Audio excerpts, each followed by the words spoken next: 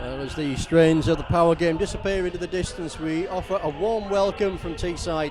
25 degrees of sunshine and heat have greeted the players here at the Riverside this afternoon for this under-23s fixture between the Boro and Aston Villa. Conditions are just about perfect. It's what your mother might call a good drying day, because there's a stiff breeze blowing in from the dock. Clear overhead, it's going to be dry, it's going to be sunny, it's going to be warm, and this should be a good game. Boro started their season with a 2-0 defeat away to Southampton, but followed up with a 4-3 win over Fulham in a remarkable game at Rockcliffe, where they took the lead from the penalty spot with 70 seconds played, then found themselves 3-1 down with just over an hour gone in the game. Then on Monday, a young side went in behind at the first 2 minutes, I should say, 2 minutes of play, away to Stoke at Lake Town's Harrison Park.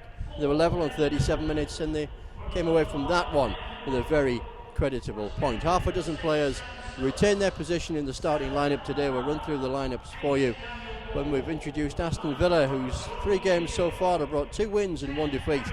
That defeat away to Manchester United was sandwiched in between home wins over Norwich and Fulham. For the Boro then, this afternoon, in goal we have Brad James, wearing 2 Jed Spence, 3 Patrick Redding, 4 Ben Little, 5 Nathan Wood, 6 and captain is Sam Stubbs, 7 Conor Malley, 8 Daniel Ward, 9 Jordan Hugill, 10 Harry Chapman and 11 Stephen Walker.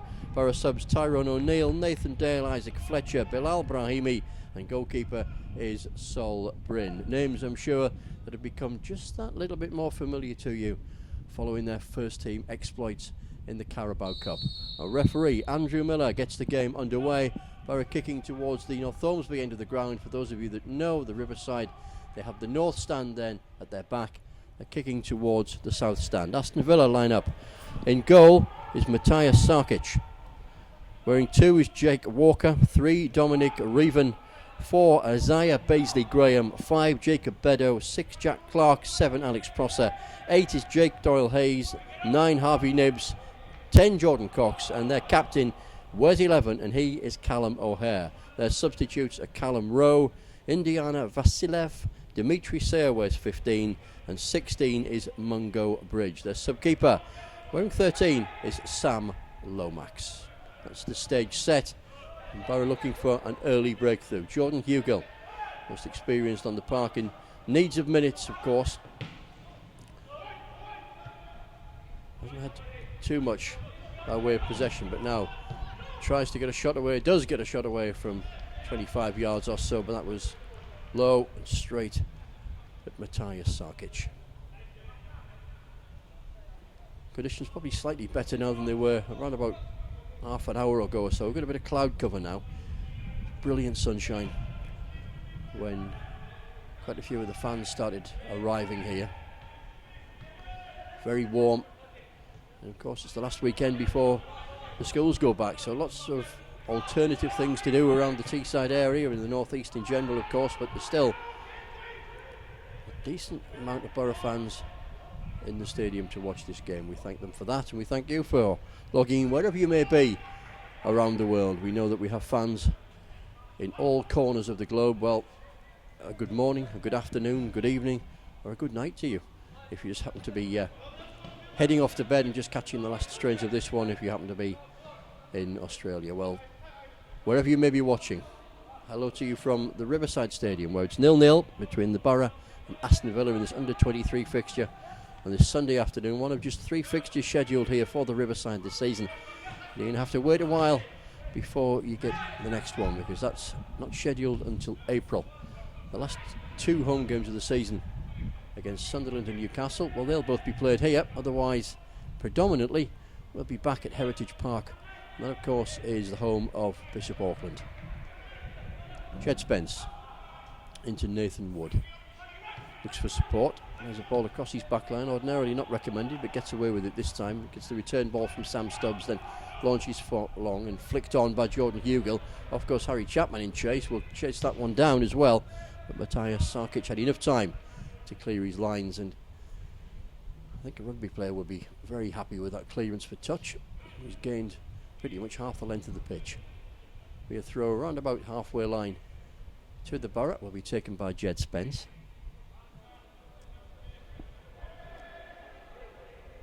Don't get much more adjacent to the halfway line than that, do you? Goes back towards Nathan Wood. Wood to Stubbs, and Bradley James with probably his first touch of the game. Sam Stubbs left-footed. The Boro skipper.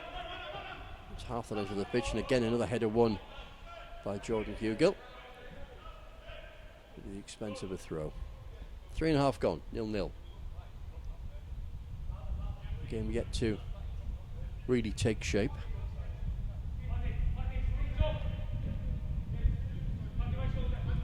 We're looking to build on an improved start to the season. Their opening game, as we said a little earlier, ended in defeat at Southampton, but since then it's been a win over Fulham and a draw with a much younger side than this one, away to Stoke City at Harrison Park in Leek on Monday evening. Villa's 2 wins have both come at home. The only time they've ventured on the road in their 3 games so far. They were beaten at Manchester United, and Manchester United are Boro's next visitors at home. That is at Bishop Auckland. Will they go there on the back of another win here? Jed Spence off on the overlap, deep cross towards the back post. Probably too far for Stephen Walker, and it is too far for anyone really. The goalkeeper looking to see if there are any ball boys around here, but the closest ball boy is sitting in his seat. Just noticed there's 2 ball boys sitting around about 10 feet apart. Tactics of the ball boys aren't quite right there. Need to get them shifted. Move about 30 feet away to your left hand side. Your mate doesn't want to talk to you anyway. There he goes, off he wanders away. You probably can't see him, but trust me, the ball boy has now moved. I didn't think he could hear me from here, he probably can't, but he's taken the initiative and he's moved about 30 seats to his left hand side. So if the ball goes out again, and he'd be in a much better place to get it. And he can talk to his mate afterwards as well. Just over 5 minutes gone. Boro still pressing, but can't get the breakthrough. 0-0 with this game with Aston Villa as Sam Stubbs and Conor Malley set up Nathan Wood just on the edge of the centre circle. Threads the ball forward, laid off by Jordan Hugill. Wasn't a good layoff, however, and snapping into the challenge. Villa can move forward, but an overhit interception makes it easy for Brad James, who rolls it underarm as Boro build from the back again. Nathan Wood, hopefully he wasn't watching the Liverpool game yesterday with little antics like that, with the goalkeeper trying to do just what Nathan Wood did there, but inside his own penalty area, and conceded a goal against Leicester. Goalkeepers very much on top and doing what they should do here, neither of whom of course have had a shot to save just yet. And that lofted clearance from Matija Sarkic straight to his opposite number, Patrick Redding, left hand side, hugging the touchline, cuts infield, another square ball across the back line. But I'm going to be a little bit careful with that tactic, because I might latch onto that, realise that's what they'd like to do. Ben Little, one of those half dozen who played at least in part on Monday night away to Stoke, played an hour and then was on the bench with the first team for the Carabao Cup game against Rochdale 24 hours later. Stephen Walker appeals for the foul. I think a cultural epithet came from the young Middlesbrough lad there. He didn't get that foul, but let's move on. Let's not dwell on that. It is the Sabbath after all. Far side, Aston Villa build towards the right hand edge of the Boro penalty area. Their first meaningful move. Dominic Reeven with a throw far side. It's the return ball, threads it back through. Villa trying to build slowly, patiently. Jake Doyle-Hayes threads the ball to the near side, slips but recovers. There's Alex Prosser.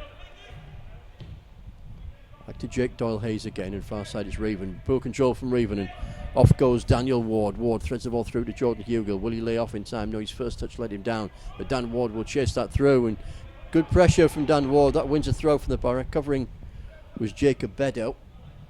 Good covering at that. But he was forced out from a central defensive position as Ward acted on his initiative and went for that loose ball.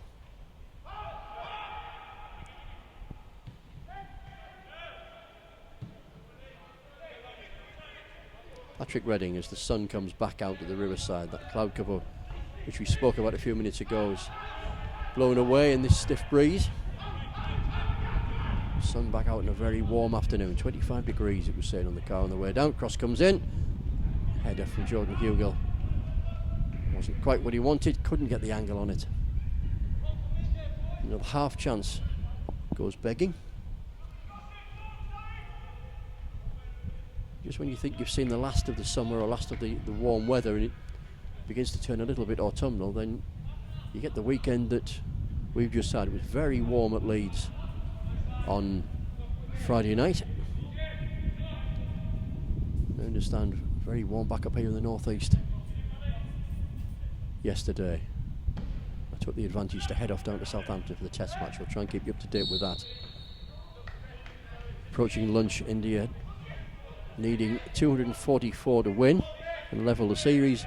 We're 25 for 3. It was very much like this weather down at the Rose Bowl yesterday as well. Beautiful afternoon for sport. And very much shirt sleeve conditions for the fans who are in watching this game, hoping for a breakthrough. They haven't had one yet. 9 minutes gone. 0-0 between Boro's under-23s and Aston Villa as Jordan Hugill brings the ball under control just inside the Villa half. That's 2 for company, one of which decided that couldn't get the ball, will bundle him over. Free kick quickly taken. Again a crossfield ball from Nathan Wood, picks out Sam Stubbs. Returns the favour and Wood edges up towards the halfway line. That's Harvey Nibbs for company. Trying to pick out Dan Ward. Boro will now have to defend and Ward does so. Good challenge from Ward. He'll probably win the throw. Is that ball gone out to play? Yes, it has just. It was a good challenge. I'm not sure what Villa are appealing for. Perfectly good challenge from Dan Ward. Chased back, got the ball, played it off the Villa player, one Boro throw in. Nothing wrong with that. Jed Spence back to Nathan Wood and in turn picks out Brad James, Boro keeper. There's the sun back out again. Be harder for Brad James in this half than it will be for Matthias Sarkic in terms of the sun. Sarkic, his penalty area predominantly in shade, or at least half of it is anyway. If you want to be technical about it, 11/18ths are in shade. So it's just short of the penalty spot where that shade stops, but I don't know what 11/18ths is in decimal currency. I haven't got a clue. If you know, well done you. Now enjoy the rest of your Sunday dinner. Free kick the Boro just on the edge of the centre circle. Foul on Conor Malley, who will take this free kick. Short to Harry Chapman. Ben Liddell sprays it out wide to Patrick Redding. I think Boro trying to get some width into this game. He's hugging the left touchline is Stephen Walker, hugging the right touchline is Jed Spence. Lofted ball over the top from Ben Liddell. Intended to set Stephen Walker off in chase, but it was overhit. He was never going to get into full stride for that one. Check some scores from elsewhere for you in a moment, see if anything else has been happening. Some other games being played today. Nothing significant, just Celtic Rangers and Ipswich Norwich. The Old Firm derby and what has become known as the Old Farm derby. And it looks as though there are no goals there either, so on this lazy Sunday afternoon nobody seems to want to find the back of the net.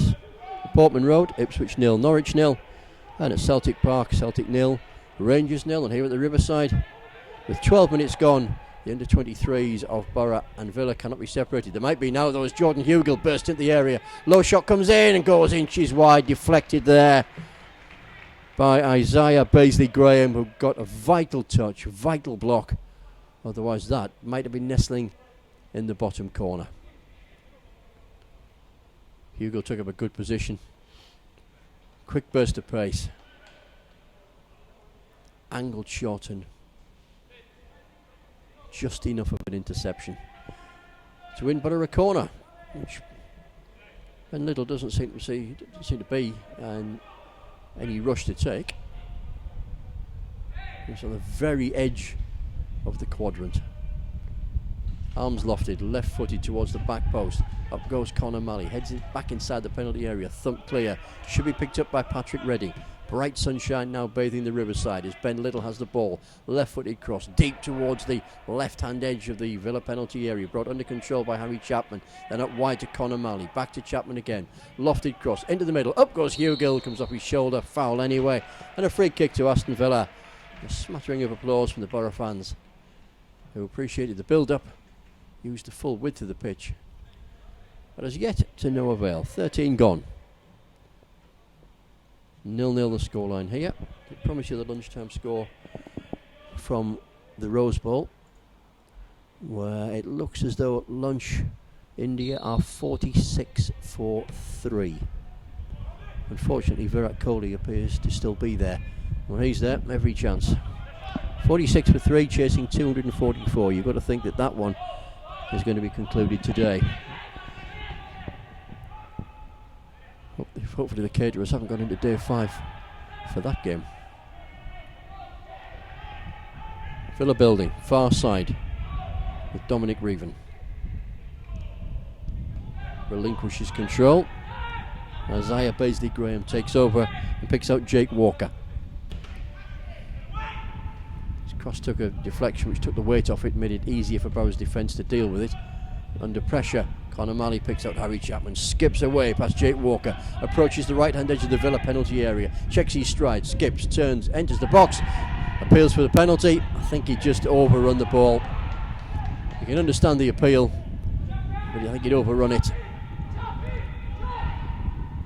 He really does need to concentrate now. Harry Chapman should have been back in there and stopping Villa building from the back. It's his man that got that ball in motion. He didn't get the penalty. Whether you thought you needed to or not, or wanted it or not, or deserved it or not, he didn't get it. Get on with the game. Villa do just that. Callum O'Hare, the captain. I'm seeing too much of him so far in the opening quarter of an hour of this one. 0-0 the scoreline. Far side of play, Jordan Cox. Now Dominic Reven. Reven just takes up a wide position, left back, but almost like a left winger. His cross isn't particularly good though, and is very easily intercepted by Jed Spence. With the clearance, it's Conor Malley on the back. Fortunately, bounces for Stephen Walker. Walker has Alex Prosser for company, but gets the ball out wide to Patrick Redding. Yards of space for Redding to run into. Villa just edge across to cover as Redding checks his stride and goes back into the Boro half again. And Boro, from being 10 to 15 yards inside the Villa half, find themselves a similar position inside their own, where a crossfield ball from Sam Stubbs is overhit. There's team sheets and paperwork go scattering around the gantry over here in this increasingly strong breeze. It's another technical question for you. When does a breeze become wind? A stiff wind. Further thought for you as you take your Sunday lunch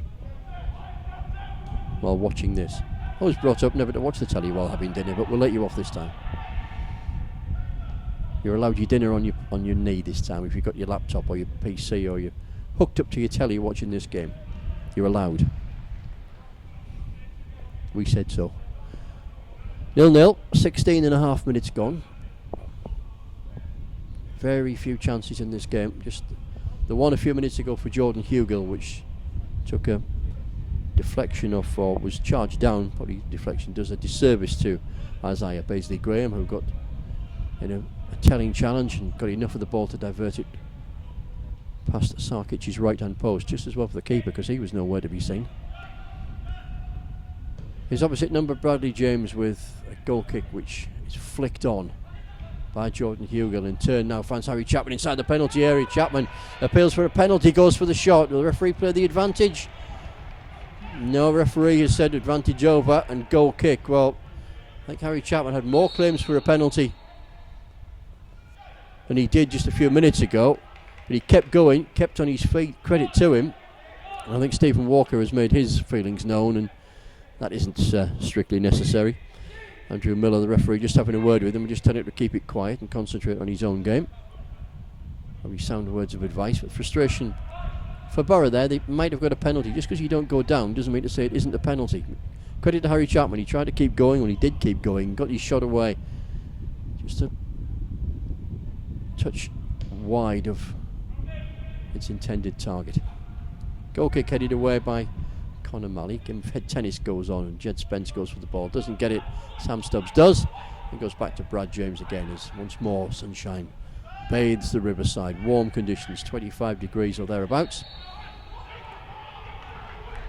I'm not quite sure what that is in old money. Probably in the 70s somewhere, I would have thought. We'll find out. Somebody will tell us.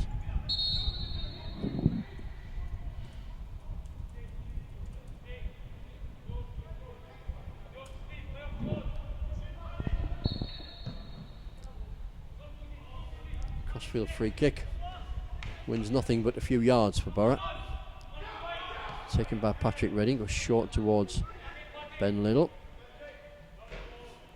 Another throw from a very similar position. Ball boy scurries across to lob the ball to Patrick Redding.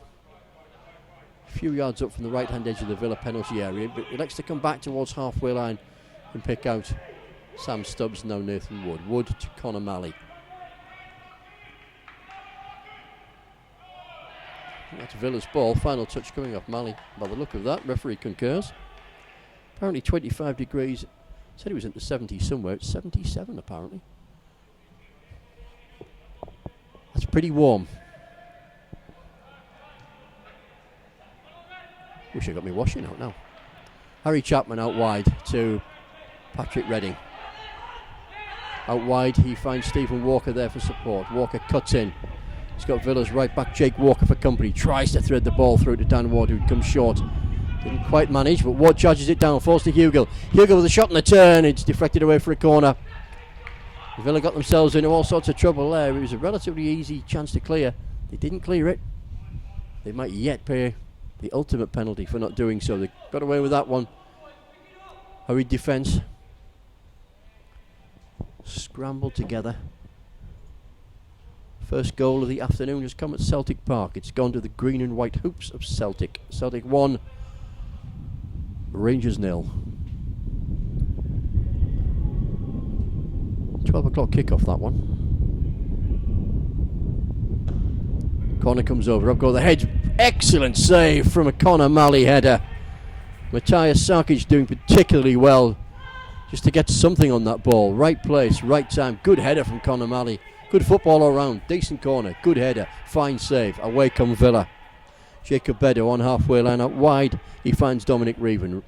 Villa thread the ball down the left and then cut in field, then brought down by Ben Little. Well, the referee, I think, will have another word. He's busying himself talking to a few of the Boro players this afternoon, so hopefully they're listening to what Mr. Miller has to say.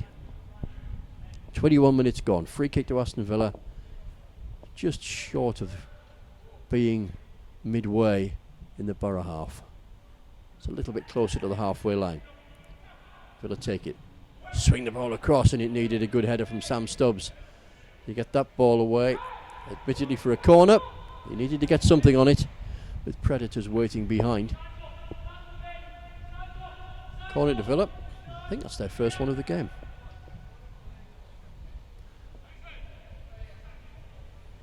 Ball boy manages to scramble over what, for his size, must be a pretty big wall in front of him. Advertising hardly really, but be a wall to him.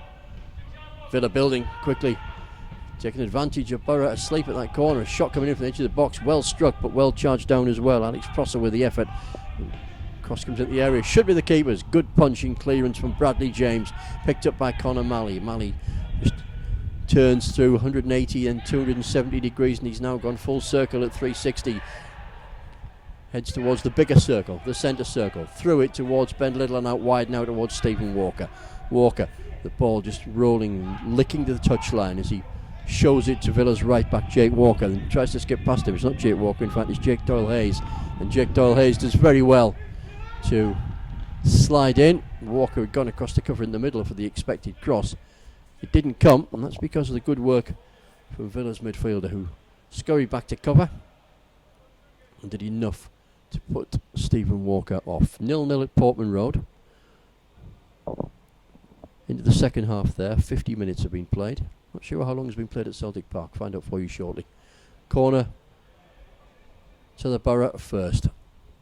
Both arms raised from Ben Little as a left-footed effort is comprehensively cleared away, and Dan Ward can't pick out. That was a betwixt and between effort from Ward, really. I think he was trying to lob the ball back into the penalty area or pass it out towards Ben Little and got caught in two minds. Net result, goal kick, Aston Villa. Right, let's find out how long's gone at Celtic Park.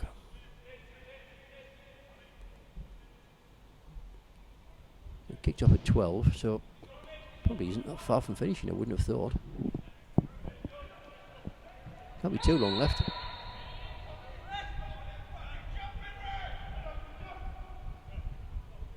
There are other games going on this afternoon, most notably in our division, Boro's division, where Bristol City take on Blackburn Rovers. If you're wondering why that game's being played on a Sunday, well, Bristol Rugby were in action there on Friday night. Thumping good win for them as well in their game.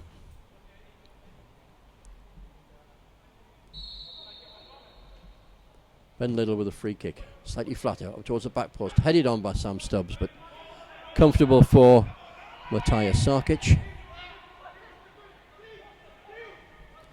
If you're interested in the La Liga in Spain, by the way, earlier on, Levante drew 2-2 with Valencia. Ben Little inside centre circle, still goalless here. 24, approaching 25 minutes played. Jed Spence forced to go back to Nathan Wood. Both sides very effectively cancelling each other out here when they get any sniff of possession anything more than 25 yards away from the halfway line, which is pretty much where Boro are now. Good control from Jordan Hugill, under the chest, turns away, sprays the ball out wide, picks out Harry Chapman. Chapman with a shot, that's wide. That's a goal kick, and that's a wasted opportunity. Ipswich still 0-0 with Norwich. Celtic still 1-0 up against Rangers. And we're 0-0 here, and we now have passed the 25-minute mark. Villa building. They've got a little space here. On the right-hand side is Alex Prosser, and he's now picked out. Patrick Redding scurrying across the cover, and his mere presence was enough to put Alex Prosser off. Completely mishit the cross. 0-0 remains the score. If anything, it's got a little bit warmer here because that breeze has dropped a little. So it doesn't matter whether it's turning from a stiff breeze into a wind. It's just about dropped altogether. Very gentle breeze you may see on the corner flags if you pick up. It's a lovely turn from Stephen Walker. Completely sells Jake Walker, puts him out of the game. He attacks the right-hand edge of the penalty area, skips past another challenge, checks from a stride from a third, back to Conor Malley. Malley thinks about a shot, thinks again about a shot, and that one is cleared by Dominic Reevan up towards the edge of the penalty area. It wasn't Dominic Reevan, it was Jacob Bedo. Apologies there. The free kick will be coming for the Boro now for a challenge from Dominic Reevan, and that's on Harry Chapman. And I think the referee will this time have a word, perhaps even more, with this time a Villa player. It's Jake Doyle-Hayes. I think that was for nothing other than dissent, although you say nothing other, we're not belittling dissent. It's something which should be stamped out of the game. There's far too much of it. There wasn't a foul, as far as he was concerned, and he let the referee know, well, it was a foul. It is a free kick, and it is in a potentially dangerous position. Ben Little is over it. In close proximity is Harry Chapman. Not too far away is Conor Malley. 2.5 back for the Boro, which will soon become 3 potentially. Sam Stubbs inside Boro half. Jed Spence is coming back to join him. Patrick Redding's now been moved forward. So Boro do have spares outside the penalty area. Those who are in the box have all been picked up. It's Harry Chapman with a free kick. For a moment, that looked as though it had gone straight in. Hit the side netting, but not into the back of the net. Decent effort from Harry Chapman. Went for the narrow angle. Didn't get enough whip onto that ball. Needs to perfect the... is it the fade or the draw? I'm not quite sure it's a golfing term, I know, but one goes one way, one goes the other. I have to learn that for the Ryder Cup at the back end of this month. Dan Ward flicks on from the edge of centre circle, picked up by Ben Little. Little back towards Patrick Redding, left footed from Redding. Up goes Jordan Hugill again, as Isaiah Baisley going for company. And it's the white shirts of Aston Villa who now have possession. Dominic Reven. Options somewhat limited for him. Lofts the ball long down the line, and that should be comfortable for Nathan Wood. And it is. Needs no introduction now, does the Boro youngster, where maybe a month or so ago people have been saying, who? Unless of course you went to school with him, and that might only have been about a month or two ago. Got his results through the other day for his GCSEs, did Nathan Wood. Quite happy. I think he said he got 7 passes, which seems pretty decent to me. Youngest player, of course, ever to pull on a Boro shirt. 16 years and 75 days when he played in the Carabao Cup first round tie against Notts County. Notts County side who were beaten again yesterday, the bottom of League 2, beaten by Forest Green Rovers. I haven't seen the lineups from that game. The first yellow card goes to Ben Little for a foul. I wonder whether Nathan McGinley was playing for Forest Green. We'll find out for you.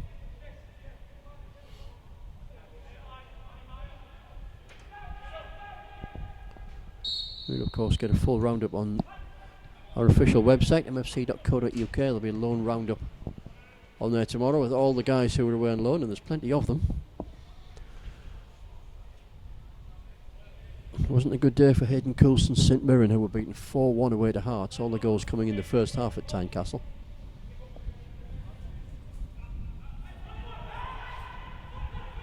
Boro switching off again at the corner, and they could be made to pay as a low shot comes in.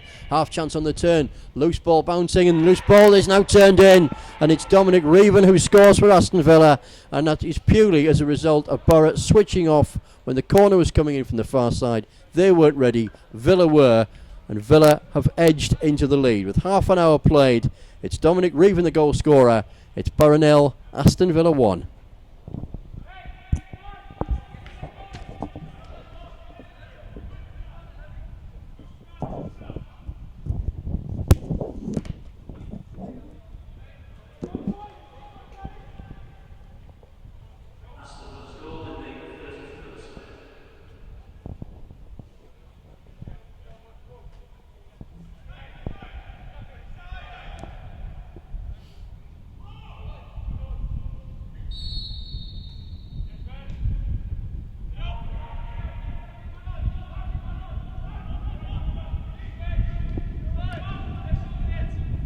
Boro having seen the lion's share of possession.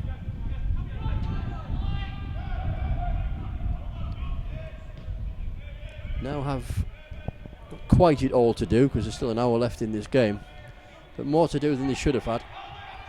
Architects of their own downfall there, and they're stretched again at the back. I think that crossfield ball is going to be too much for Alex Prosser. Indeed it is.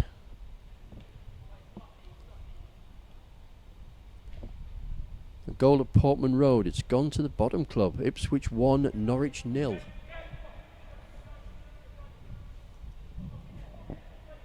A wretched start to the season of the Tractor Boys.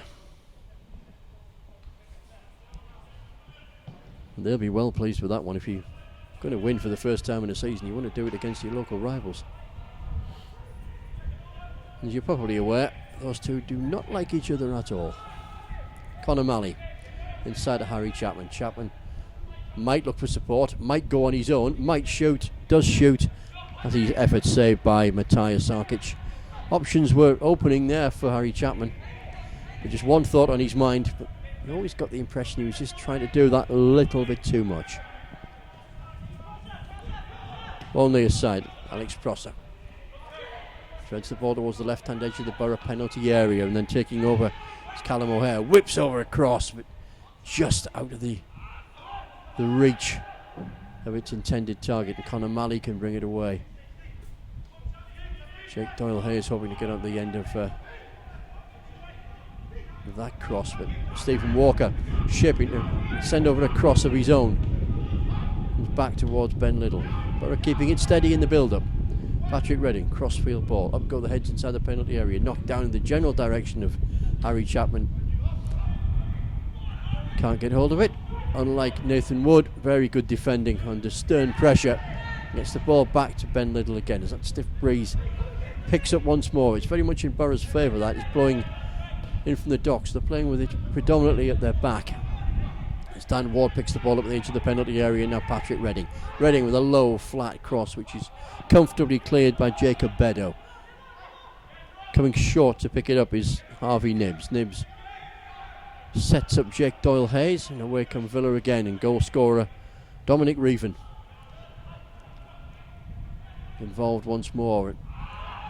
Was it to be involved again, but that ball was overhit, and that one is misplaced from Ben Little, and it's picked up for Villa by Alex Prosser. Villa building towards the edge of the Boro box. Boro getting themselves in a bit of a mess again, and Sam Stubbs and Patrick Redding are needing to combine to thump that one clear. It's picked up by Harry Chapman.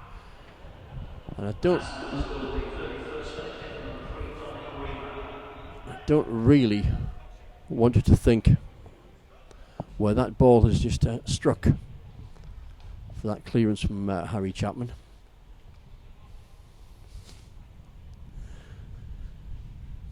I suspect that that warm breeze will be needed to clear tears from the eyes, I would think. I think it's Jack Clark, I should say, not Jake. I think it's Jack Clark who perhaps now will be singing in soprano for the next 15 minutes. That's the far side of the pitch from where we were, and we could feel it from here. Goodness me, it was. That's not what any member of the male race wants. Hopefully it doesn't put you off your Sunday lunch. Scoreline, mate. Boro still losing by 1-0. As we said at the time, architects of their own downfall. They switched off when trying to defend a left wing corner. Villa were much sharper, therefore able to react much quicker to a loose ball when it fell the way of Dominic Reven. He poked in at the back post. That goal came on 30. We've now played 35. It remains the only goal of the game. Open enough game, not too many chances other than that for Aston Villa. Boro were the better of them, but they haven't taken them. Harry Chapman's gone close, a couple of appeals for penalties turned away. Jordan Hugill had an effort which is tipped round for a corner. But the telling stat hasn't yet gone in Boro's favour, and that would be a goal. Villa floating the ball the left-hand edge of the Boro penalty area where O'Hare has the ball and brings in Alex Prosser. Prosser gets second for his possession and picks out Jake Walker. Jake Doyle-Hayes. Ball into the box. Looking for Callum O'Hare, but O'Hare just signalling that he wants the ball further out wide. It didn't seem to be too bad a cross, but Jed Spence didn't really have to do anything other than watch it go over his head now for a goal kick. Scores remain the same elsewhere. Ipswich 1, Norwich 0. Celtic 1, Rangers 0. It's kicked off at Ashton Gate as well. Bristol City 0, Blackburn Rovers 0.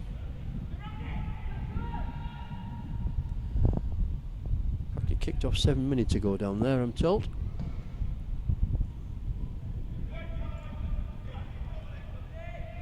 Blackburn Rovers with a win, which will be their third of the season, would move on to 12 points.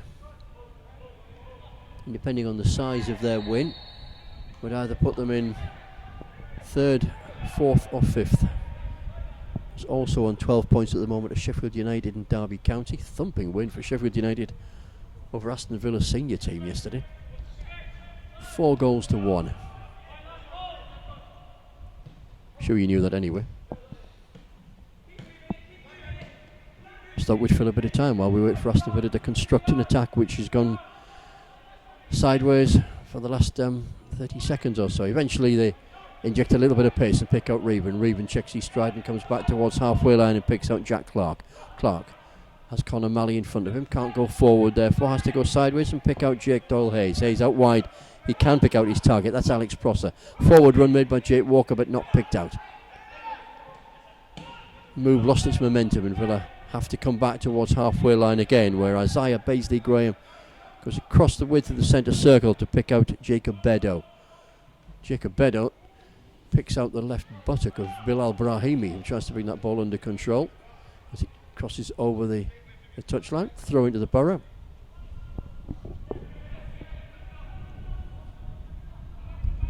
Won't be long before they restart the afternoon session at the Rose Bowl. If you're a cricket fan, you may well know, and if you don't, I shall tell you that India need 244 to win, but they're 46 for 3. Big finish coming up there. Maybe a big finish coming up now from Stephen Walker. Walker peels away from closest markers, advances towards the right hand edge of the penalty area. 2 Villa players in front of him, one of whom is Alex Prosser. Can't prevent the cross, comes shot. But it's not good enough to trouble the goalkeeper. So therefore it remains with 39 minutes played. Boro 0, Aston Villa 1. Boro have done it plenty in this game to suggest they can get back into it. Won't be easy.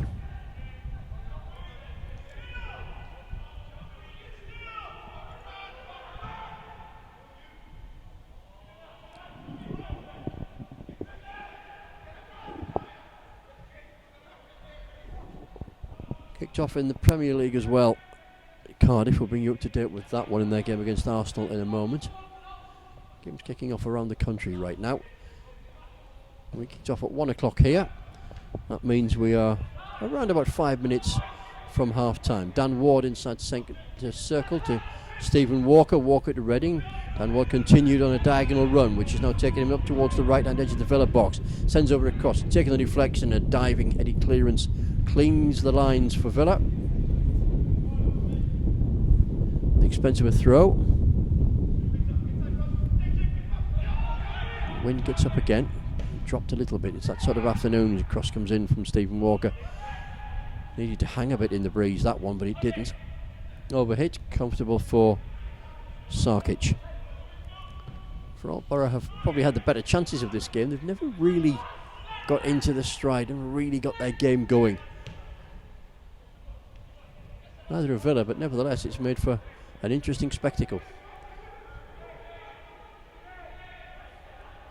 Sunshine continues to bathe the Riverside as Boro lose their way, and Villa can break quickly. There's not too many men forward, however. They're going to have to shape up a little bit sharper than they have done so far. They're not quick enough. Boro have got men back in numbers. Alex Prosser. Prosser, though, at the edge of the box, threads the ball through inside the penalty area. O'Hare looks for company. Prosser is there for him. Right-footed cross inside the box. Slap marking. Boro can clear. Eventually, they might do. They appeal for a penalty to Aston Villa as O'Hare tips over inside the box. Referee waves play on, and Jed Spence does just that. Shows too much of the ball to Jack Clark and wins nothing more than a throw. Villa were appealing for a penalty. Boro, at that time, breaking down the right-hand side. Early goal for Arsenal. Just scored in the last few minutes. Cardiff City 0, Arsenal 1. Not been the best of starts for Neil Warnock, has it? Unai Emery's side just beginning, you suspect, to move through the gears now, getting used to what their new manager, what their new head coach wants. One up to the good at the Cardiff City Stadium in South Wales. Single goals all round the place at the moment. The only goalless game, Bristol City 0, Blackburn 0. Elsewhere, Celtic 1, Rangers 0, Ipswich 1, Norwich 0. And here, as we approach the final 3 minutes of the first half, it's Boro 0, Aston Villa 1. Nathan Wood threads the ball forward to Conor Malley. Goes back to Wood again because he's under stern pressure from the Villa skipper O'Hare. Stubbs brings Liddell into play, and in turn Redding. Stephen Walker under strong pressure from Jake Walker. Chip ball forward, and ball behind the Villa defence is well read by Jordan Hugill. Shapes to shoot inside the penalty area. Chases down. Charge clearance. Gets over a cross which is comfortable. Too comfortable for Matthias Sarkic.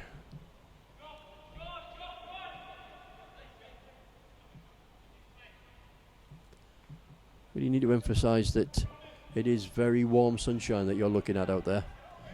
That will be energy sapping. Two fit sides, I'm sure. But we are in the high 70s here. We are 25 degrees plus. And it's only an occasional breeze which brings a little bit of light relief to the players.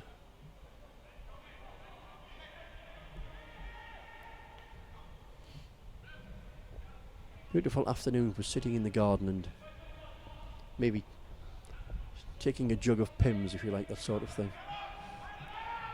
I don't personally, but if you do, then crack on and enjoy. 90 seconds remaining here. Then you can think about what you may want to take in the back garden.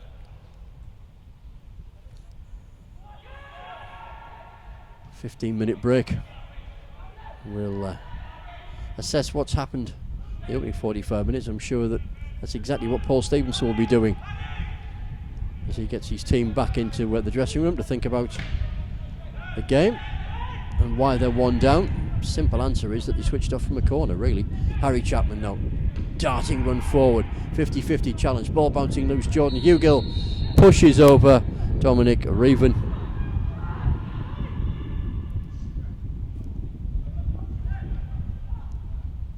The referee, however, said, by the look of this, that he's going to pull the game back for a free kick to the Boro. That looked a good 50-50 challenge, to be honest, between Jake Beddoe and Harry Chapman.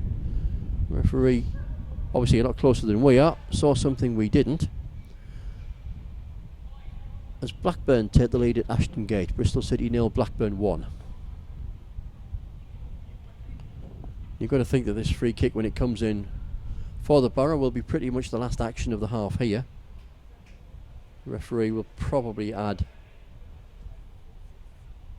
a minute, possibly 2 minutes, I suppose. I suppose it depends where the free kick goes, doesn't it? If Boro keep it in play, keep it in a dangerous position, the referee won't be blowing for half time.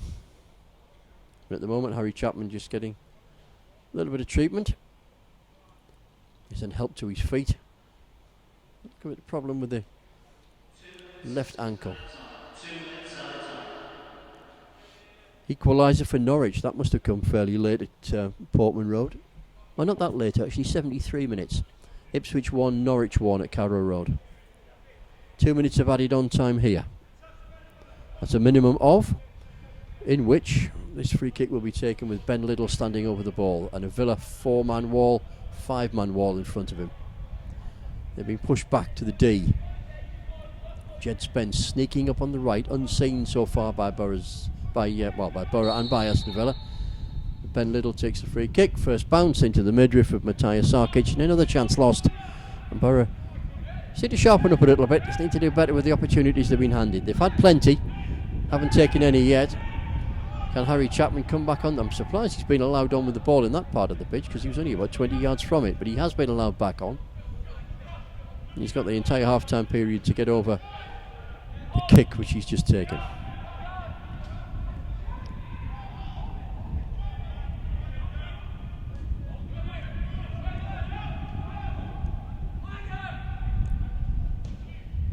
If the referee's going to play to the absolute minimum, which he suggested, then we've got around about 20 seconds left of this half. Boro 0, Villa 1. Goal coming on 30 minutes from left back Dominic Reven, who popped up on the edge of the 6-yard box to capitalise after Boro switched off from a left wing corner. And Villa trying to double their advantage as they approach the edge of the penalty area. Low shot comes in, always going wide. Callum O'Hare, the dispatcher, never going to trouble the scorers. No further goals to report anywhere else as we approach half time here at Cardiff City Stadium. With 18 minutes played, it's Cardiff 0, Arsenal 1. 74 played at Portman Road, where it's now Ipswich 1, Norwich 1. Ipswich taking the lead. Norwich equalising just a couple of minutes ago. Bristol City 0, Blackburn Rovers 1. And at Celtic Park, Celtic 1, Rangers 0. And as the half-time whistle blows here, the only score that you need to know to bring you right up to date is here from the Riverside, where at half-time Boro have had the better chances. They've had the Lions' share of possession. They've gone close on a couple of occasions, but they've not made the breakthrough. They switched off from a corner after 30 minutes. Aston Villa made them pay the price. Dominic Reven tucked in from the edge of the 6-yard box, and that's why at half-time here at the Riverside, as we leave you for around about a quarter of an hour or so. It's Boro 0, Aston Villa 1.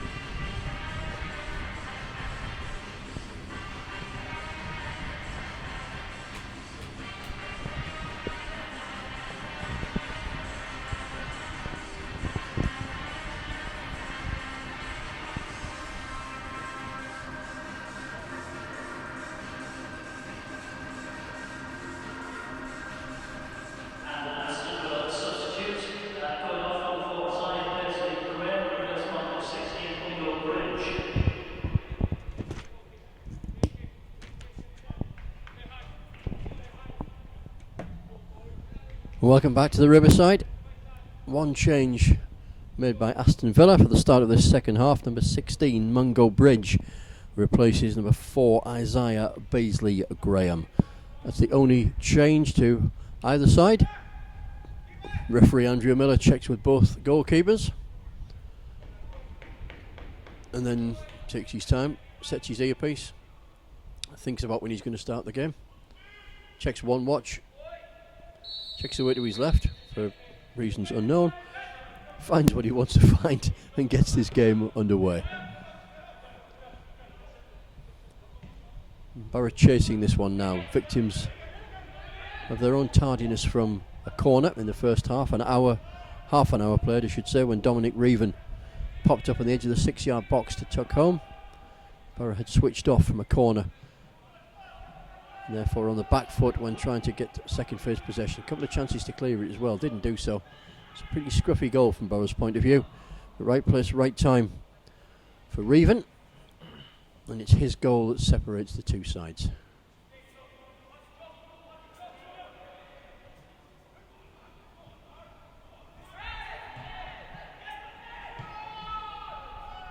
Villa have a chance to increase this now as they've moved stealthily through the middle, but that's a very smart save from Brad James to keep out Callum O'Hare.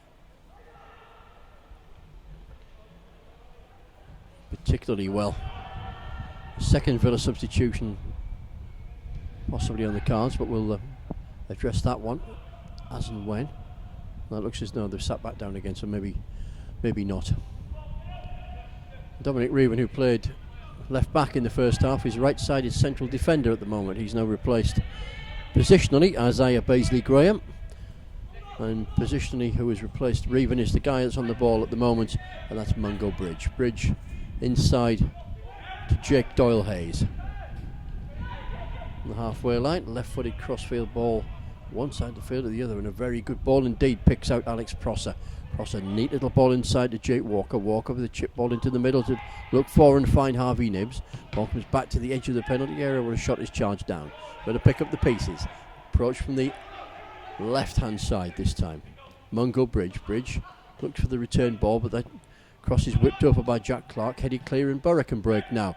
Connor Malley has Mungo Bridge for company, but gets the ball inside. But Mungo Bridge got a telling touch on that one, and Villa stopped that break in its stride. They've started this second half very positively. They're inside Boro's penalty area. Jordan Cox wins a corner with a cross that comes off Jed Spence, and Villa in a hurry to take this. Boro are switched on for this one, but Villa have come out flying here. They sense they can take this game by the scruff of the neck. They lead by 1-0. A cross comes over, chipped over by Doyle Hayes, headed clear by Stubbs, but picked up by Prosser. Midway inside the Boro half, few yards in from the far side touchline now it's Jack Clark. Clark out wide, finds support. Cross could come over. Cross will be the undoing of Boro unless they defend properly, which they do. And Harvey Nibbs couldn't get his shot away. Tried to. The combined ranks of Boro's defence this time stand firm. This time clear. Connor Malley, options limited, so he takes it on himself. Skips away from his closest pursuer, or tried to, but he's then outpaced by Jake Doyle Hayes. Out-muscled by him, and Villa come back again. They haven't half-started this second half well of Villa. They're in very determined mood, and the chip ball over the top has Boro's backline chasing again. Jordan Cox, right-hand edge of the penalty area. Shaped to cross, but checks his stride. Comes back to Mungo Bridge. Bridge picks out Doyle Hayes. Doyle Hayes can't get the delivery that he wanted. Now they can bend little, but Jordan Hugill had a half chance of getting that. Referee said it was a late challenge anyway.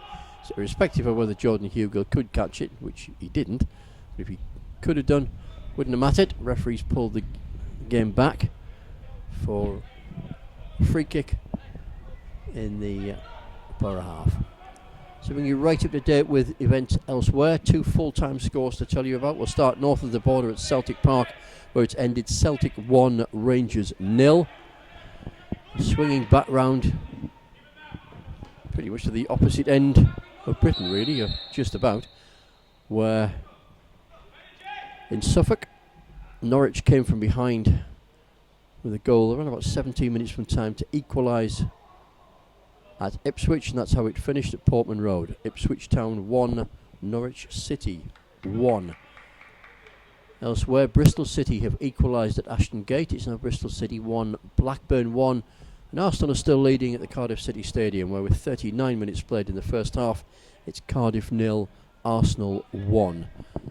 Promise to keep you up to date with the cricket, and a fascinating finish coming up at the Rose Bowl. India needing 244 to win. Have slightly recovered. They were 25 for 3 at one stage. They're still 3 wickets down, but they've got a few runs on the board now. They're 64 for 3. And the chief architect of most things good in the Indian batting lineup, Virat Kohli, is still there. Conor Malley looks for support. Jed Spence shaped to go, thought about going, and then was half a yard short. As a sliding challenge comes in from Mungo Bridge. Throw to the Boro though, left-hand edge, or level with the left-hand edge of the penalty area. Malley leaves the ball for Jed Spence. Then gets the ball from him. Edges towards the left-hand edge of the Villa penalty area, up at the shoulder of Jordan Hugill. Strong work from the Boro striker, retains possession. Moves away from 3 Villa shirts, picks out Harry Chapman in the D. Effort from Harry Chapman, took a deflection, he's gone for a corner. It's better for Boro. Been a lively start of this half, but that's the first time that Boro have had a chance to show what they can do. They were the better side in the first half, even though they went in a goal down. As we said repeatedly, I won't go on about, but it was their own fault. They didn't take chances at the other end. They had the best of them really in the game. That's the irony of it. It's a corner that they have now, and it's Ben Liddle who will take it. Left footed from Liddle towards the back post. Good goalkeeping from Matthias Sarkic. Just in this harvest season, just plucked the apple from the tree and sent Reven away. Right winger this time. He's been a left back, he's been right centred defender. He's a right winger this time, Reven. He's the goal scorer as well, so he's had a bit of influence on this game, but it can't influence that attack. And Boro can move forward again. Bright sunshine bathing the Riverside, where the temperatures are still in the high 70s, around about 25 degrees if you prefer modern currency. Villa prefer attacking down this left-hand side right now. They've got half a chance to get the ball over. Jed Spence clears the ball in frustration, and it looks as though Dan Ward is going to be in need of some treatment. He's on the edge of the 6-yard box. Don't think that was a collision injury, which is of a slight concern. It means that he has clearly got some sort of additional problem. His right leg fully outstretched. He explains to the physio where the injury is. It looks as though it is towards that right leg. On that right leg, I should say, towards the bottom of the leg. It gives a chance to go through those scores again if you just happen to be returning to coverage here from the Riverside, where we are already 7 minutes into the second half. Approaching half time at Ashton Gate, Bristol City 1, Blackburn Rovers 1. And approaching half time at the Cardiff City Stadium, where it's Cardiff 0, Arsenal 1. Full times in the earlier kickoffs at Portman Road, Ipswich 1, Norwich 1, and at Celtic Park, Celtic 1, Rangers 0. Throw into Aston Villa when the game resumes. I'm not sure that Dan Ward will be able to resume. He's had a little bit of treatment, but he's walking off rather gingerly. The referee's just going to wait until he actually gets off the pitch. I wonder if he'll try and run it off, or whether we will see a Boro substitution. Rather fancy it may be the latter. We'll check that in a moment. He's now off the pitch. Well, Boro are actually making a substitution. It's Bilal Brahimi who is coming on to replace Dan Ward.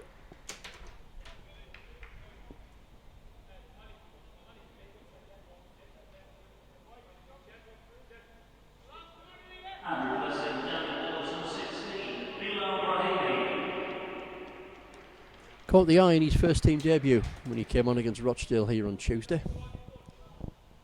And a few plaudits with his direct style. Different sort of player to Dan Ward, will offer a little bit going forward in a more dynamic way. Ward is a good player, more solid player, more of a flair player is Brahimi, and maybe it's that which will unlock this hitherto rather stubborn Aston Villa defence. Defended well, Villa, been organised enough. In most parts anyway.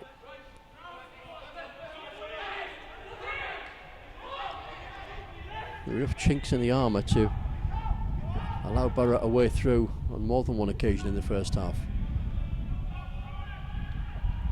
The fact they didn't take any of the chances or half chances is reflected in the scoreline. Boro still 1 goal down here, 9 minutes into the second half.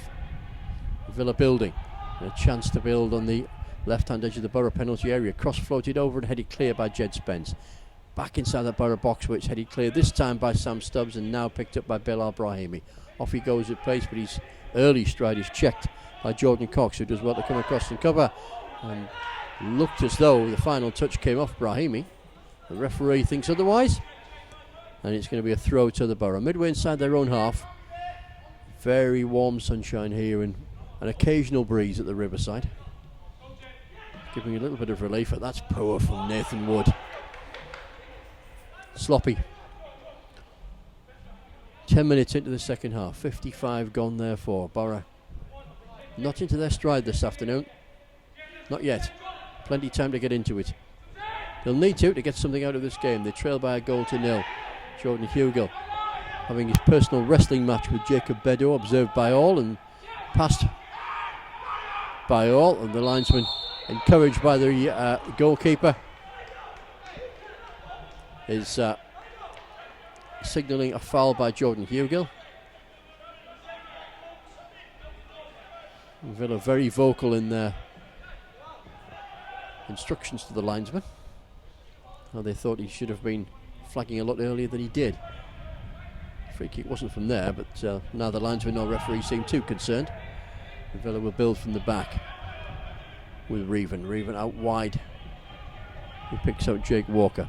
He's forced to check his stride. And eventually Villa lose possession. And Bilal Brahimi has popped up on the left now, but he loses possession as well. A lot of energy in this second half. Maybe they've been saving it on a very warm afternoon in difficult playing conditions. Maybe the teams have been playing inside themselves, or within themselves I should say, for maybe they're going to explode in the second half. It's been very lively, and Villa certainly have got a good chance here in the second half, and a very good save again from Brad James. That's the second good save with a one-on-one that he's made this afternoon. Harvey Nibbs with the one that had the shot. Very good effort, very good save. Boro build through the middle this time. It's Stephen Walker, and now it's Bilal Brahimi. Brahimi out wide has Jake Walker for company. Gets over across. Jordan Hugill can't get there. It's gone behind him. And Villa can clear, and it's Mungo Bridge, who looked as if he was going to go long up the line. Realised there wasn't anybody there for him. The position is taken now by Harvey Nibbs, who can't get through to that long ball. Into injury time in the two games which are being played in the first half. It still remains 1-0 to Arsenal at the Cardiff City Stadium, and 1 apiece between Bristol City and Blackburn Rovers at Ashton Gate. Even still 1-0 to Aston Villa, whose first team took a right thumping yesterday. Unfortunately, a little bit of crowd trouble amongst their own fans as well, there's dissenting voices there, presumably. Maybe too much sherry was taken before the game.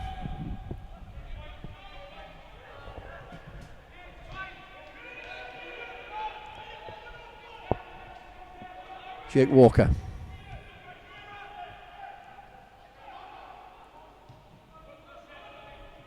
And now Matthias Sarkic.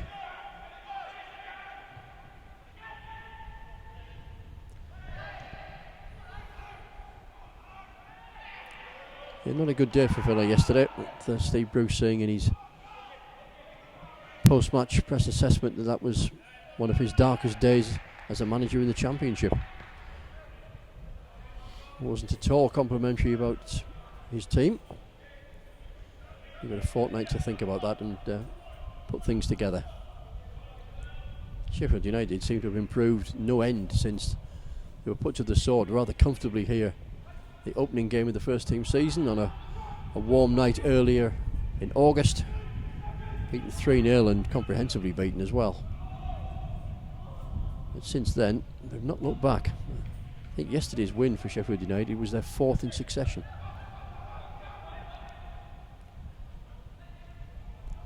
Here the under-23 sides of Boro and Villa looking for consistency of their own. Boro have won 1, drawn 1 and lost 1 of their 3 so far. Villa, top heavy in terms of playing games at home, have won 2 and lost 1. The one they lost was away. But they're winning this one in the defend at the moment, though, as Harry Chapman swings over across, which is a good one. Sarkic at full stretch. Ball falls loose to Stephen Walker. And Stephen Walker with a drilled finish. The referee is calling him across. I don't think he's going to. No, he's going to issue a yellow card, I think. And thought for a moment the referee had spotted some infringement, but he hasn't. And it is the equaliser, which has been scored by Stephen Walker. The yellow card has been brandished to an Aston Villa player. Nothing to do with the Boro. The equaliser, very much to do with the Boro. And on the hour, Boro are level. And the goal scorer is Stephen Walker.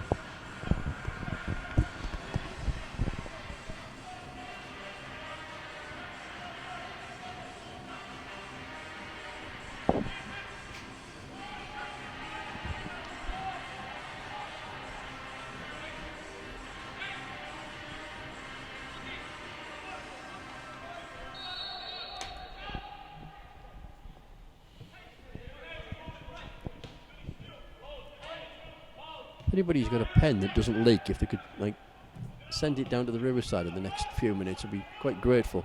Got one of those rollerball type things that has got real ink in it, and most of that is now in my right hand. So you might like to know. You don't care? Oh, fair enough, that's nice of you. Hope your sprouts go cold in your dinner. 61 minutes gone here at the Riverside. One apiece now. And Boro in better shape. Ironically, the goal came against the run of play. The attack again once more down the right-hand side. But with the better side in the first half, have found themselves a goal down at half-time. Villa being the better side in the second half, and Boro have equalised. Very odd how the game works out sometimes, isn't it? One apiece. 61 minutes gone. Jed Spence with a throw, midway inside the Villa half.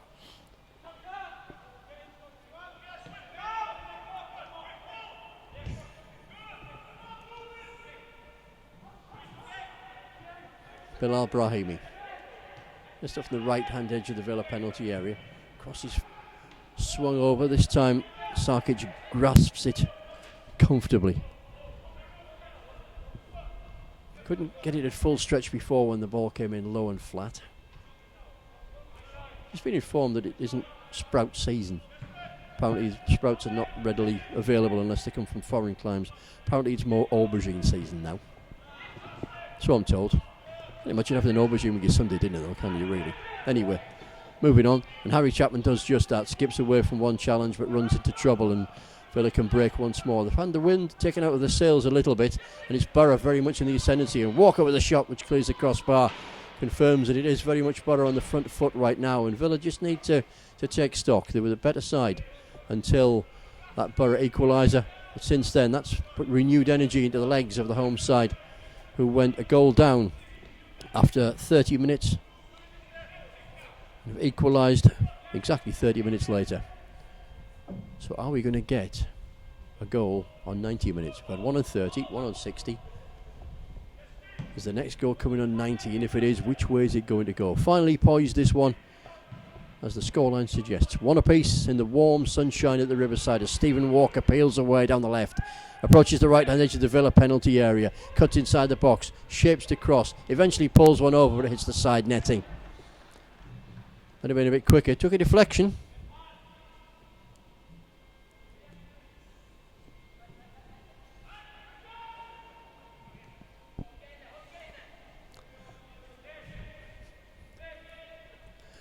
Corner to the Boro. Will be taken by Ben Liddell.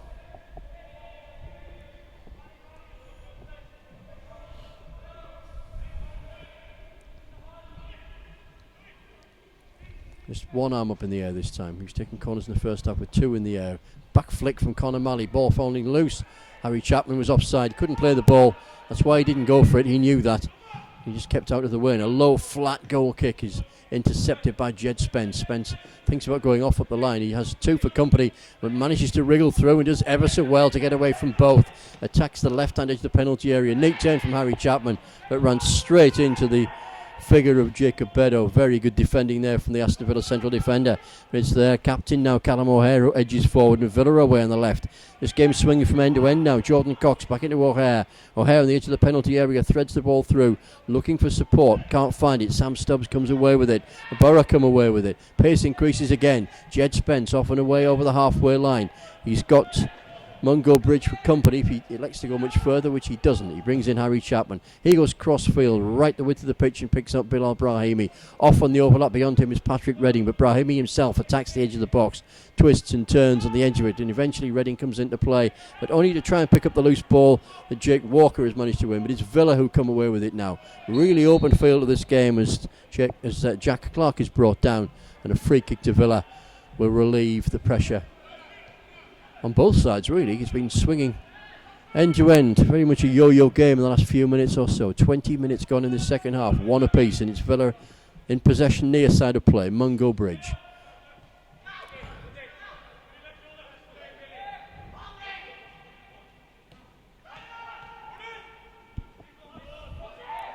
Jordan Cox, as the pace just eases off a little. Cross comes over to the back post, over hit, and despite the best efforts to keep it in play, that won't be the case. Half time at the Cardiff City Stadium. Cardiff City equalising. Must have been on the stroke of half time, that one. Cardiff City, let's find out when the equaliser was. In fact, 2 minutes into first half added on time. Skodran Mustafi for Arsenal on 11 minutes. Victor Kamara Sara 2 minutes into injury time in the first half at the Cardiff City Stadium, where it is now Cardiff 1, Arsenal 1. Bristol City 1 apiece. Charlie Mulgrew putting Blackburn at the lead on 13. Josh Brownhill on 38 with the equaliser for Bristol City. Instructions being bellowed by Paul Stevenson in his technical area, who then stretches his arms out wide.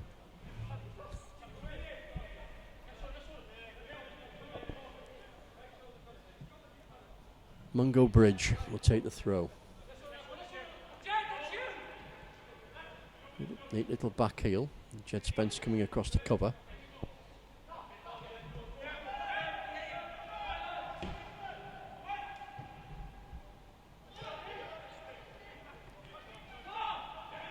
I'm asking you to cast your mind back to an 80s video in a moment. It might help you describe the conditions, or help me describe the conditions here at the Riverside, where it's getting increasingly warmer. But for now, we watch Callum O'Hare attack the edge of the penalty area. Jack Clark loses possession. The shot comes in and eventually gathered by Brad James. Nothing wrong with the goalkeeping there. The shot came through. It looked as though it was going to be cleared, but it wasn't. Eventually the keeper was made to save. Did well. Measured build-up more from the Boro. Neat little nutmeg from Stephen Walker. Tried to thread the ball through to Jordan Hugill. Again, nothing but frustration, I think, from that one. Certainly on the Boro bench as well, as they watch as Aston Villa can come away with it now. Jack Clark. Long ball forward, threaded inside that penalty area where it's comfortable for Bradley James. Relentless pace now in the second half here as Nathan Wood is brought down. And the referee is going to turn around and have a word, I think, with one of the Villa players just to see if he's okay. Just got a little whacking the bridge of his nose, I think. That video that I was referring you to, if you think back to Wham's days of the Club Tropicana era, sitting on the beach, palm trees, pina coladas and all that stuff, sitting on the beach down there. Or somewhere over towards the dock area, there's somebody sitting with a pina colada somewhere, or maybe up in the Northolmesby Club about half a mile away from here. Perhaps they're serving Pimm's in a jug. Or perhaps they're not. Perhaps they're serving beer and lager to people who are watching football from right around the country. We're watching it here at the Riverside this afternoon. But that gives you an idea of the warmth that we have here at the Riverside here, where it is an occasional breeze, as we keep saying, that brings a little bit of light relief to the players. Otherwise, we're into the high 70s here. 25 or so degrees. Villa trying to turn up the heat on Boro's defence. It's Callum O'Hare, the captain, gets the ball inside the penalty area, and Harvey Nibbs can't quite bring it under control, and Stephen Walker can. And Walker looks up to assess his options, and one of them is a delightful ball through the middle if Jordan Hugo can get there, but he can't. Good covering from Jacob Beddoe. He's had his hands full, of course. The clearance from the keeper, Jordan Hugo, just looks up to the air and thinks, maybe on another day I might have been able to get that. He couldn't. He's played, as everyone has, well, most people on this pitch. There's been a couple of changes, of course, but we are 25 minutes, so we've played, 70 minutes of this game. Nothing to choose between these two sides, one apiece. See, nobody's brought a new pen down for me. My hand's going to get even inkier. Is that a right word? Is that a proper word? I don't know. Anyway, the pen's leaking. It's going to make a right mess of my shirt as well. But I did say, well, there's nothing going on here, by the way, as I'm just rabbiting on about pens and ink and stuff like that. We're going to have another substitution.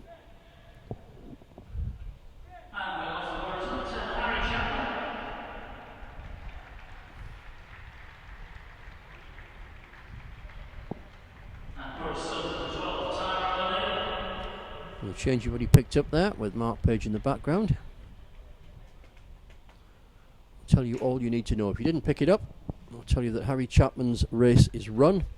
With 70 minutes played, he's been replaced by the angular striker Tyrone O'Neill. And if I did get more ink on the shirt, then I did say earlier it was a good drying day. Get it washed when I get home.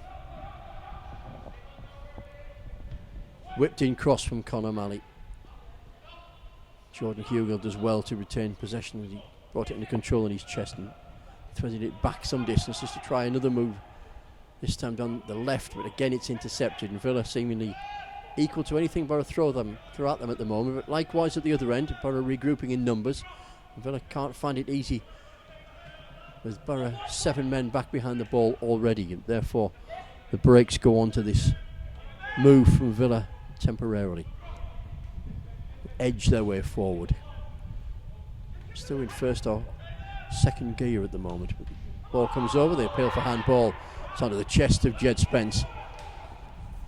And Villa, their appeals waved away, and Bridge slipped over, and Jed Spence has capitalised on that. He's already up on the left-hand edge of the Villa penalty area. Deep cross coming in. Bilal Brahimi was poised. The trigger was just ready to be pulled. It whipped away at the last minute from his possession by Jake Doyle-Hayes. And Bilal Brahimi denied at the last. 72 minutes gone. Did I say 75 before? It was 70, obviously, that we played before. Can't count. Maths was never the strong point. Most of you listening probably think English isn't either. And you'd be right. 72 minutes gone here. One apiece. Ben Little, left-footed corner. Another one floated to the back post. Half chance for Tyrone O'Neill. Shot is charged down. Comes back to him. But he's lying flat on the park at the time. Couldn't do anything with it. And Villa can bring it away eventually. But that's good shadowing work by Sam Stubbs, who's acting as a right winger at the moment as the ball is chipped down behind where he might be. And good covering from Nathan Wood. Nathan Wood, though, must defend as Conor Malley must pick up the pieces to do some defensive work as Harvey Nibbs gets into the penalty area. Nibbs looks up to assess his options, gets the ball back, and a shot is charged down from Jack Clark, picked up by O'Neill, who first time brings the ball under control with one swift pass away to the right hand side where he picks out Stephen Walker, who slips as he sprays the ball to the right hand edge of the Villa penalty area. Bilal Brahimi does ever so well to get in front of Jake Walker, and is then surely brought down. Referee saying no, get on with it. Referee having none of it at all. Villa will try and break, and they've got a man over if they look up, and Callum O'Hare is now under the check of Jed Spence, or should be, but he's peeled away again, and Spence's a little bit late to the party. O'Hare can shape up to shoot here, does shoot, takes a deflection, will go for a corner. The linesman, I think, will look at it and say yes, despite the efforts of the Boro keeper, yes, it is a corner. So it's Villa who've begun to pick up the pieces here. Let's check and see what's going on at the Rose Bowl. India 79 for 3. Edging inexorably towards their total. Another change coming in here for Aston Villa.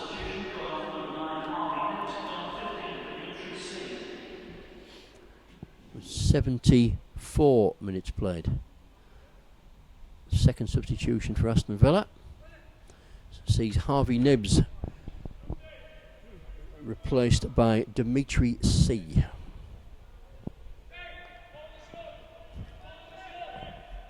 As in the North Sea, that's the spelling.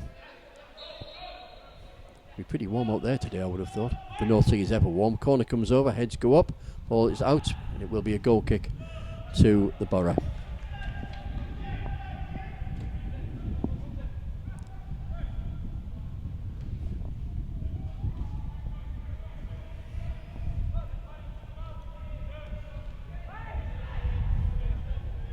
Back underway at Cardiff City Stadium. Cardiff equalised 2 minutes into the first half injury time period, or added on time, whatever they want to call it these days. Still one apiece down there.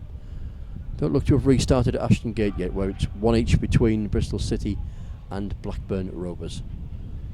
The breeze gets up a little more here. Looks like another substitution coming in. It's Aston Villa making another change with Jordan Cox being replaced by Indiana Vasilev.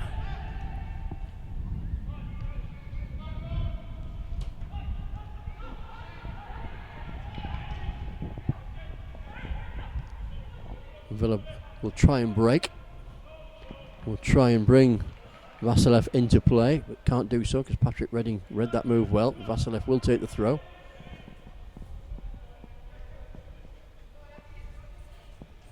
Indiana Vasilev. Wonder if his mum and dad were fans of Harrison Ford. Thought I'd mention it before you did. Underway at Ashton Gate, one each between Bristol Rovers and Bristol City and Blackburn Rovers. Freudian slip there. I shouldn't mix up the two Bristol clubs. One apiece anyway at Ashton Gate.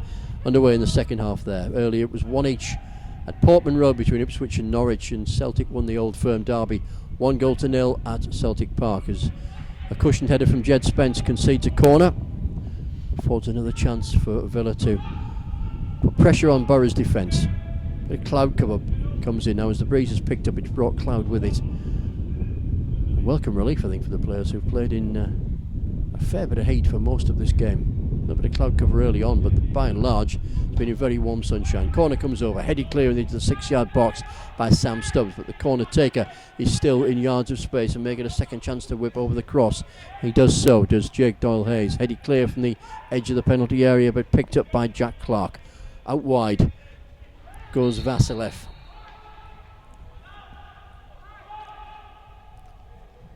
Brought down, free kick. Who's speaking out of turn this time? Looks as though it's Tyrone O'Neill, who is just not long on the pitch, to be honest, but he's already got on the wrong side of the ref as sunshine returns. So that breeze that brought in cloud cover has taken it elsewhere,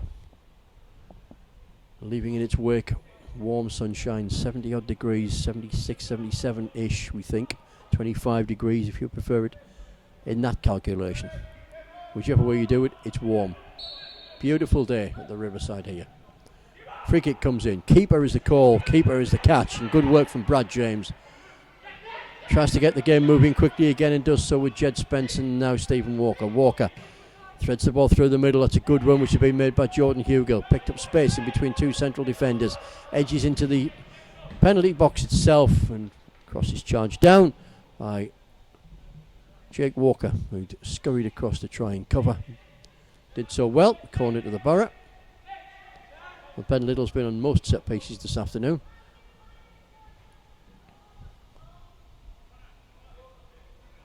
Long distance conversation between two ball boys here. One is in the south stand, two are in the east stand, and they seem to have a conversation with each other. They're waiting for this corner because Ben Little is taking his time over taking it. Make sure that at least a part of the ball is touching the edge of the quadrant. It's a low, flat one. The shot comes in, well saved.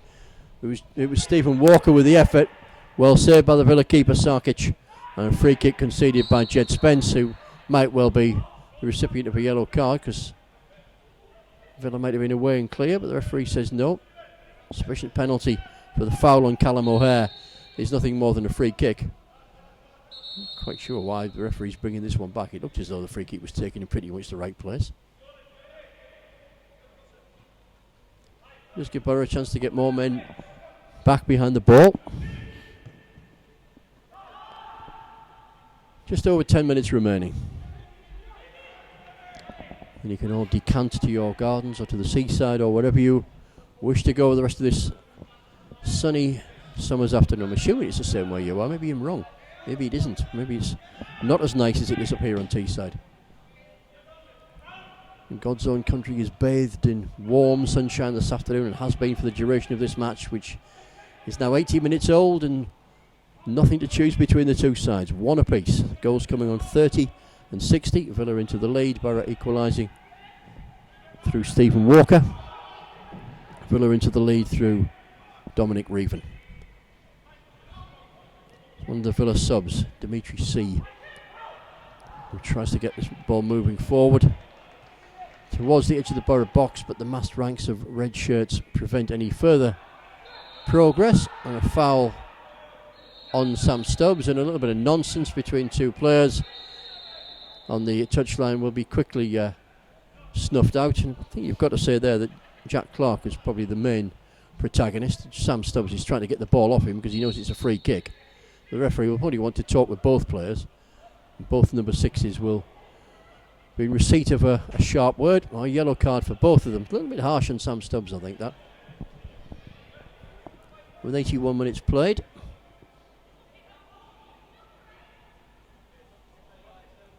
What he's trying to do is get the ball off a Villa player who refused to release it. He wanted to take a free kick. And it all got a bit unnecessary. Handbags at 6 paces, I think. A referee nipped in. Yellow card apiece. And from a rare part of shade at the Riverside comes this free kick from Patrick Redding to the right wing and Stephen Walker.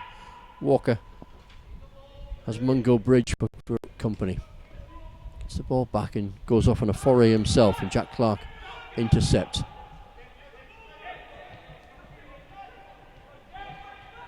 Conor Manny, central midfield position, picks up Bilal Brahimi and now Ben Little. Patrick Redding trying to get the ball round the corner to Patrick Redding, couldn't do it.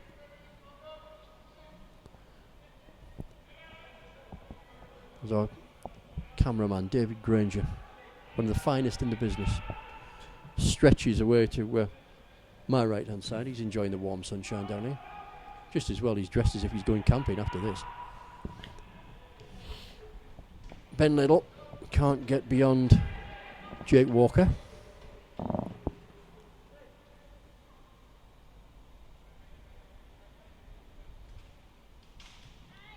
You had a tent in the back of your car there. I think the answer to that one was probably no. Free kick, push in the back by Jacob Bedo. Jordan Hugill is pushing Bedo back out of the way. Didn't take any nonsense to this Jordan Hugill.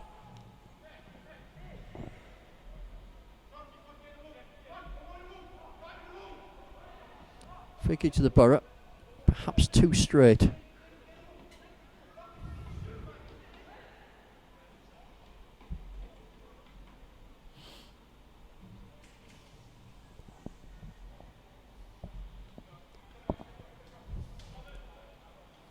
Ben Little is over the ball.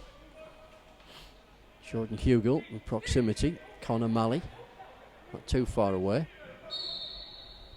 Looks as though it might well be Hugill. Hugill does take it 25 yards out, shoots, and well held by the keeper.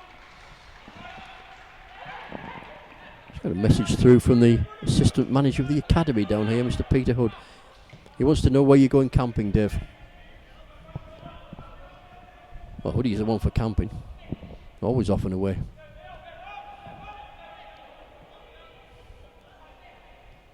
Often goes to those well-known those places that can't spell park properly.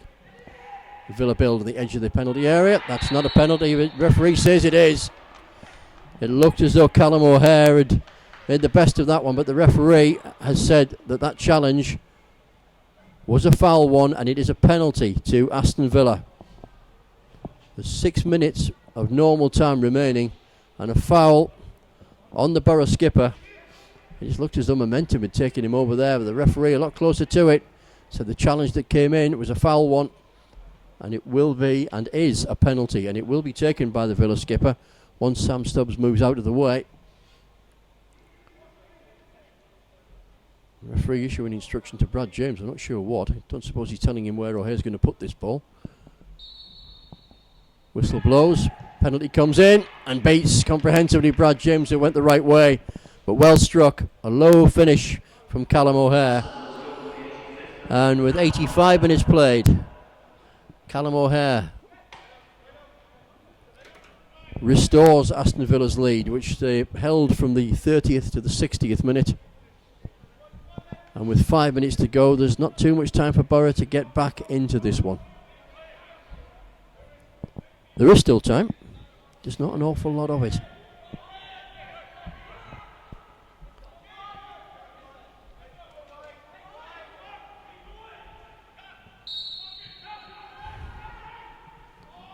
Conor Malley inside the centre circle, sprays the ball out wide to Jed Spence. Spence has Stephen Walker for company. And Bilal Brahimi. Good challenge, and another good challenge coming to retrieve the ball. The referee didn't like the second part of that particular battle. Said that Reven was fouled by Brahimi. It'll be a free kick to Aston Villa, and there'll be no rush to it to take this. Did they not realise that people have Sunday lunch to go to? Bristol City have gone into the lead at Ashton Gate. Bristol City 2, Blackburn Rovers 1. Blackburn were in the lead after 13 minutes in that game. City have turned it around.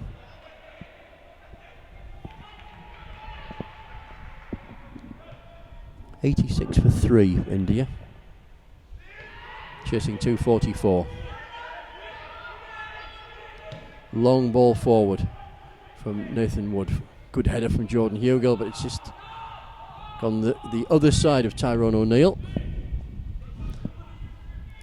Valuable minutes played by Hugill here this afternoon. Looks like he's going to get the full 90 in. 90 plus. We've had 87.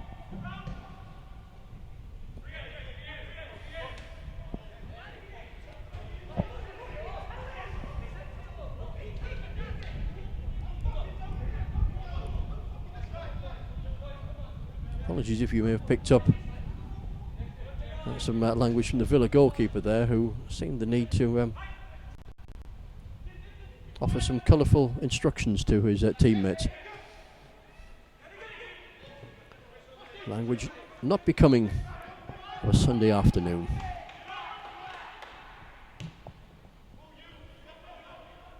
In the closing stages, Boro still with it all to do, trailing by 2-1.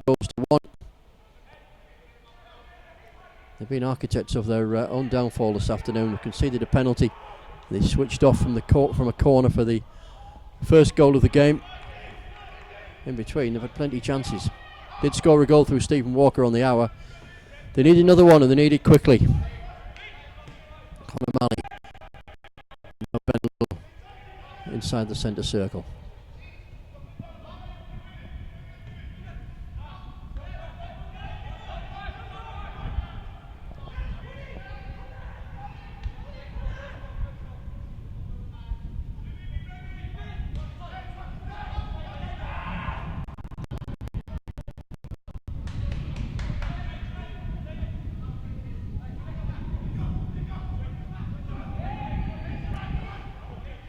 Jed Spence is asking for options. Bilal Brahimi's offered one, but it would take a longer throw than Jed Spence is perhaps prepared to offer.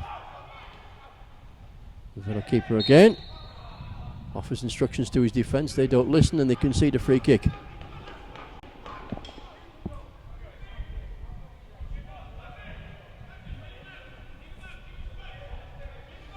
Fourth official on the far side, just about to raise his board and reflect how many minutes he's been told by the referee that will be added on at the end of this. Usually the obligatory 3, isn't it, at the end of a game? So let's see what the referee says this time.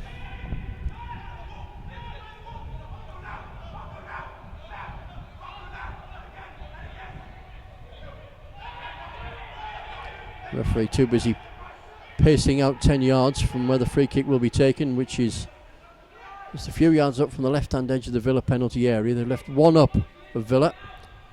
Boro have crowded that penalty area. It'll take a good delivery from Ben Little to unlock this particular puzzle. Plenty players there in a crowded space.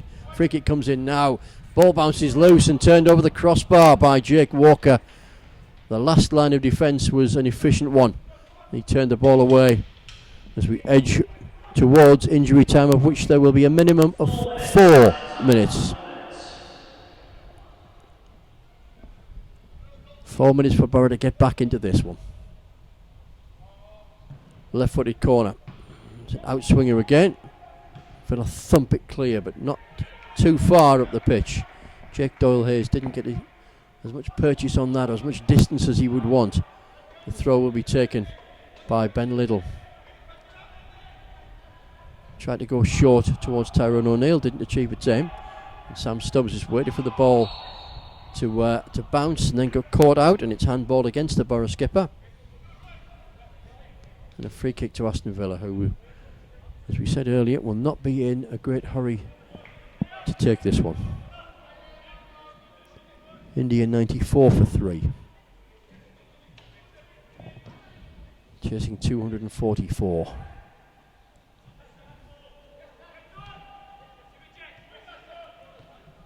Jed Spence over the halfway line. Stephen Walker out wide for company, but not too much space to run into, and a snap challenge by Mungo Bridge brings that attack to an end. Connor Malley. Malley has very little company, but he has Nathan Wood, who will go long with this one up towards the edge of the penalty area. Heads go up. It's Jordan Hugill just tries to cushion a header to Stephen O'Neill, but it's sliced clear effectively enough from the centre of that Villa's defence by Jacob Bedo. And time running out here for the Boro. We're almost 2 minutes into the minimum of 4, and Nathan Wood goes off on a scurry. He's had his shirt tugged, and that will mean a yellow card for Callum O'Hare.